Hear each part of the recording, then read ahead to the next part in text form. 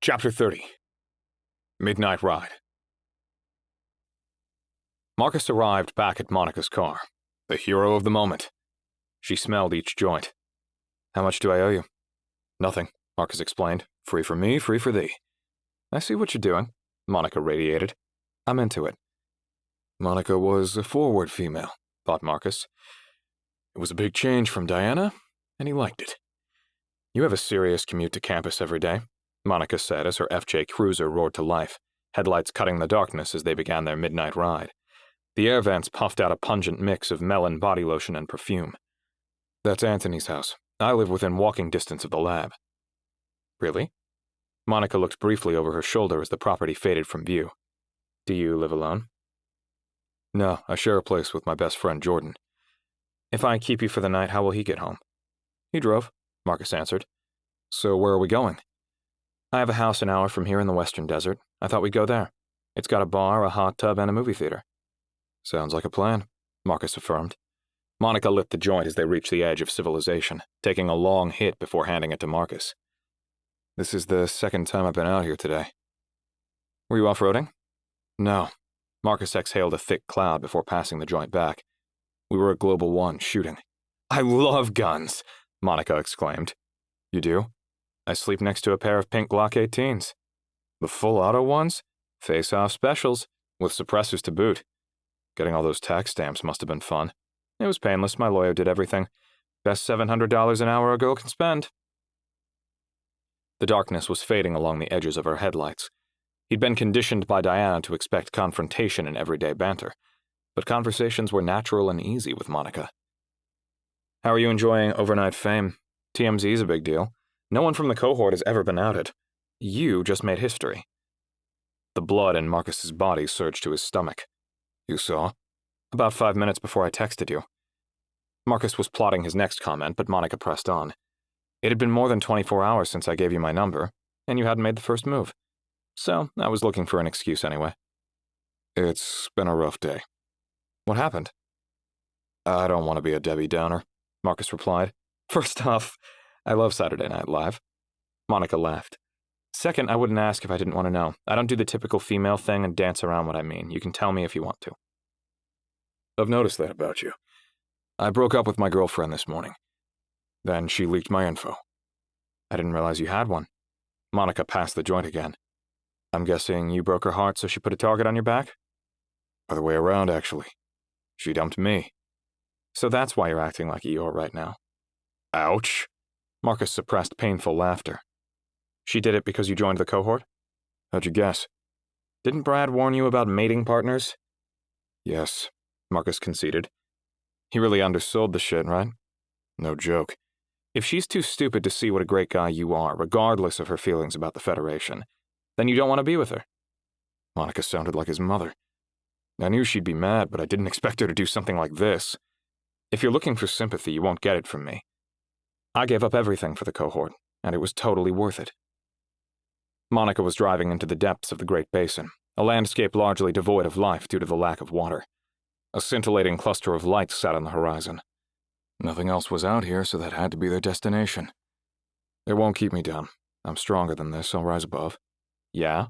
Monica challenged. "Yes. Unless Brad drops me from the cohort." Marcus floated the idea, hoping Monica would assuage his fear, but she deflected. "Does this mean you're on the market? 'Cause I'd tap that ass." Monica giggled hysterically, swerving as she lit the second joint. "You want me to drive?" Marcus offered. "You're so uptight even after smoking. Do us both a favor and take deep breaths of air in through your mouth. After inhaling, chant like this. Ah. And picture a pair of glowing orbs, one golden and one platinum hovering a foot above your head." "Seriously?" "Yes," Monica insisted. "Picture them showering you in their contrasting colored dust, then visualize it swirling around in a bubble that's surrounding your entire body. I promise it works. Try it." Marcus inhaled slowly through his mouth and mimicked the sound she'd made with each exhale. After a moment of mental visualization, he felt relaxed, just like she'd promised. "There you go." Monica noticed the change in him. "Thanks. I didn't realize I was so wound up." "Outliers are like that." "What?" "You're an outlier. They're extremely empathetic. Brad told me about it to try and soften the blow when you broke my selection record." "Sorry, I didn't." I mean, I wasn't even trying. Wow, you're going to rub salt in the wound now? You aren't going to bait me this time. Marcus smiled. Clever boy. What was your record? Brad didn't share any details with me. 10 days. That's impressive, Marcus admired. How long have you been with the cohort? You were the first, right? I started selection on 0 day, and yes, I was. What's 0 day? My nickname for the day the Federation arrived, since the calendar restarted. Clever girl, Marcus echoed. During my disclosure moment, Brad and Heidi invited me to— Wait, Brad was at your disclosure? Wasn't he at yours? Monica asked. No, it was just Heidi. Huh. Anyway, Heidi showed up first, then Brad joined. I was convinced it was a hallucination and hesitated, but later that day, I decided to follow his directions to the lab. I started selection and was offered a seat in the cohort 10 days later. The rest is history. How long was it until the next person joined you? Months. I was the alpha and the omega for a long time. Then we went through a boom and bust, gaining people real fast but losing them even faster. For a few months, it was just me again. Why? No idea. That's above my pay grade, Monica replied. Marcus was seized by déjà vu. Wait, what? I said that's above my pay grade. Only Brad knows why people are redacted. I got to know the first few who joined the cohort, then stopped paying attention because I realized they wouldn't last. I only talked to you because of our night at Nereo. Otherwise, you would have ignored me? Maybe, but Brad couldn't stop talking about you, which piqued my curiosity. Plus, you're hot. Monica tapped her fingernails on the steering wheel. But without Nereo, we would have started as frenemies at best. What is the rest of the cohort like? They're all nice, but I don't spend time with them outside of the lab, Monica prefaced. There are 10 others, not counting you and me. You'll meet everyone eventually. You want a drink from the fire hose? I can handle it, Marcus assured. Okay. Karina is my favorite. She's from a country that used to be part of the Soviet Union, but don't ask me which one. Rick is the oldest member. I think he's in his 60s, and he's a professor at Westminster College down the road from the University of Utah. Compson is from Thailand, and he makes a mean mixed drink and loves Harry Potter books. Diksha and Sanchit are both from India, and they're hilarious, for different reasons. Zain is from Pakistan. Sometimes he gets into heated debates with Diksha and Sanchit, but I never understand what they're talking about. Doigu is from Turkey and is a sweetheart. I really like her. Dave and Brian are nice, but they're both typical American males. Dave likes trail running and Brian is an astronomy nerd. Then there's Ali. He's from Iran and is a great dancer who loves making us all smile. Marcus struggled to remember someone's name the first time he met them face to face, and knew he had zero chance of recounting Monica's details. With time and repeated interactions, he'd familiarize himself with each of them. Assuming he wasn't persona non grata at the lab come Monday morning, Marcus thought. Monica turned onto a gravel highway. A sign indicated they were traveling on the original Pony Express route, and the lights they'd seen earlier in the distance were now a brightly lit community. Where are we?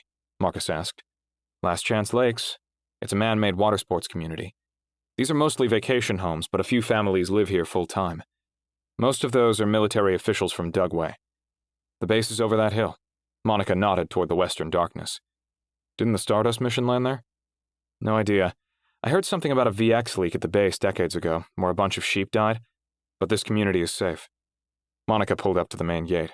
Men in tactical gear stood sentry, weapons at the ready until Monica showed ID. Her car crawled through the picturesque neighborhood. Every house was Herculean, surrounded by lush green lawns. Marcus couldn't see the wakeboarding lake beyond the houses, but he trusted Monica that it was there. She parked in the driveway of the biggest house on the block and killed the engine. How long have you lived here? Asked Marcus. I don't. This is a vacation house. I've had it for about a year. I built it once my tech crypto account passed $1 billion. Marcus stared in awe at the interior of the house. It was constructed from giant mahogany beams that separated expansive ivory walls at aesthetically pleasing angles. The house was whisper quiet and smelled of cinnamon potpourri. Marcus removed his shoes, allowing him to feel the warmth radiating through the floor's Tuscan stone tiles. Lights turned on automatically as they traversed long hallways into the home's center, where a wall of windows overlooked an enormous pool with its own waterfall. Is anyone else here? Asked Marcus. Just us. Want a drink? Sure. Marcus grinned. You know what I like. Monica returned with 2 glasses of scotch and lit the final joint. Come outside. I want to show you something. Marcus didn't resist as she led him poolside by the hand. It's 300 feet long, 100 feet wide, and 30 feet deep underneath the cliff diving area, Monica boasted as she pointed to the far side where a geyser gushed starward. The whole thing is built around an artificial mountainside with 4 water slides, and if you go under the falls, it leads to a network of scuba courses. You're a frogman? A what? Monica asked. It's slang for someone who scuba dives. Oh, no, I don't know how. But if I want to learn, I'm all set. Want to try the hot tub? I didn't think to bring a swimsuit to the desert. Are you going commando today or something? Not that I'd mind. Monica pouted her lips. Boxers or birthday suits are both acceptable. Monica stripped to her underwear and Marcus followed her lead. A brief sky. I like that. Monica offered her hand again. The pair traveled through a series of honeycombed tunnels in the faux mountainside to a hidden grotto larger than most pools Marcus had seen. Monica pulled him into the hot water. The grotto had a wide view of the sky, and like the night before, storm clouds were forming in the west while Hecate hung overhead. We have 20 minutes until that hits us. Monica came in close. Any suggestions on how to pass the time? This felt hypnagogic. 24 hours ago, he'd been in an identical situation with Diana. So much had changed. Monica noticed him lost in thought. Hey, stay present. Sorry. You're thinking about... What's her name? Diana. You know, Marcus, the whole point of having a girlfriend is so she can make you feel good. You deserve that. You're wonderful, and my intuition says Brad is right. You're going to build an empire one day. You're that important. Monica took a final hit from the joint and kissed him, passing smoke from her lungs into his. The same explosion of energy he'd felt at Nereo returned. It was beyond addicting. Lightning struck across the distant landscape. Rumbles of thunder occasionally reached them. But it felt safe in the grotto. They continued kissing until the storm was hovering over them, deterred only when a firebolt hit so close that they felt its static residual. They scrambled from the water, racing for the safety of the house, hands intertwined. Monica led Marcus to a dimly lit bedroom. The space was immense, with a massive silver platform bed under a crystal chandelier. Unlit candles lined the metallic furniture pieces. Marcus hesitated at the door. Was this his version of the back of the limo tryst? If you're not up for this, I understand. But just so we're clear, I'm fine being your rebound, Monica shared. Staying the night doesn't bond us for life. You can enjoy yourself. If you want to. I want to, Marcus affirmed. Good. Me too. She kissed him again. Marcus moved for her bra, but it was Monica's turn to hesitate. Can we start with tech sex? Marcus said nothing, which made Monica uneasy. It's a safe way to see if we're compatible. I've never used tech. You're a tech virgin? Monica squealed. How can that be? Marcus didn't want to tell her the truth that deep down he was scared Jordan might be right about tech's effects on people. You're going to love this. God, I wish I could go back and relive my first time. Monica melted. A friend told me to net the moment with tech, but reliving the same memory doesn't do it justice. It's the newness of something that makes it so pleasurable. How does it work? Marcus tried to mask his unsteady voice. Is it like the voyeur pods at Nereo? Not at all. Voyeurs are about an anonymous exchange. This is called entangling, and it's more personal. We'll be living the experience as ourselves. Totally together. Okay. Monica handed him a piece of tech. I like to wear mine on my forehead like a third eye, but you can put it wherever you want. Marcus placed it on the underside of his wrist. It reminded Marcus of the exo, bonding to his skin without actually touching it. When you're ready, Monica sat next to him on the bed. Lay back, close your eyes, and our devices will link. What happens next is better lived than explained. You'll have to trust me, like you did at Nereo. Terror pulsed through him, riding shotgun to each heartbeat. But Diana's comment about the exhilaration of pushing through fear motivated him onward. His heart fluttered as Monica kissed him and said, See you on the other side.